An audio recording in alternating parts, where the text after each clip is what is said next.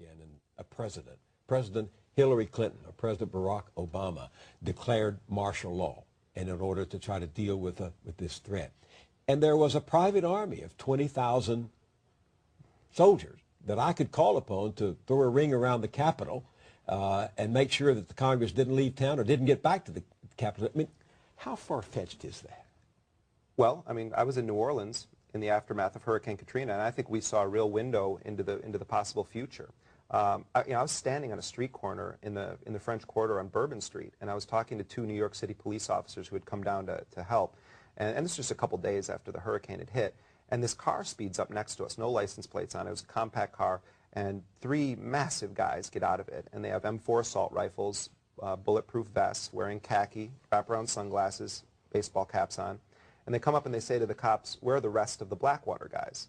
And my head sort of, you know, I didn't even hear the answer. I couldn't believe what I was hearing. Where are the rest of the Blackwater guys? So they get back into their vehicle and they speed off. And I said to the cops, "Blackwater? You mean like the guys in Iraq and Afghanistan?" They said, "Oh yeah, they're all over the place down here." So I said, "Well, I'd like to talk to them. Where are they?" And they said, you can go either way on this street," implying that they're everywhere. So I walked a little bit deeper into the French Quarter, and sure enough, I encountered some Blackwater guys. And when I talked to them, they said that they were down there to confront criminals and stop looters. Who called them in? And, well, this is an interesting story. Eric Prince sent them in there with no contract initially. About 180 Blackwater guys were sent into the Gulf. They got there before FEMA. I don't even know if FEMA's there yet, but they got there before FEMA, before there was any kind of a serious operation in the city at all. On Prince's own decision? Well, so Prince sends them in.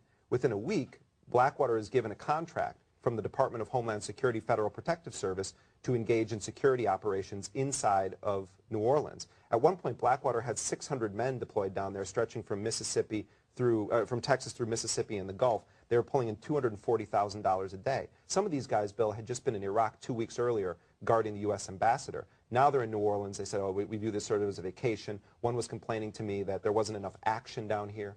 And when I talked to them, they told me they were getting paid $350 a day, plus a per diem. By Homeland Security? No, well, they're being paid by Blackwater. When I got Blackwater's contracts with the Department of Homeland Security, it turns out that Blackwater billed U.S. taxpayers $950 per man per day in the hurricane zone. Profit margin of $600. Well, I mean, the math on this stuff is always complicated because, you know, and Eric Prince and his men are very good at drawing up charts and sort of, you know, saying, well, there's this detail and this detail. The Department of Homeland Security then did an internal review, and they determined that it was the best value to the taxpayer. At a time when the poor residents of New Orleans were being chastised for how they used their $2,000 debit cards that often didn't work, the ones provided by FEMA. But what was even scarier than seeing the Blackwater operatives on the streets of New Orleans was I encountered two Israeli commandos who had been brought in by a wealthy businessman in New Orleans and set up an armed checkpoint outside of his gated community.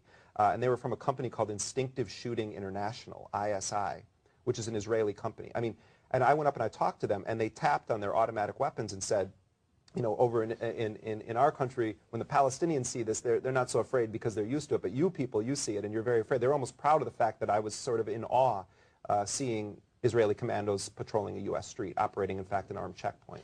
I mean, once upon a time, companies and others hired Pinkerton guards, Sure. private guards, but never on this scale, right? No, I mean, you know, it was like Baghdad on the Bayou down there in New Orleans. And, I mean, this is the point I'm making. The poor drown.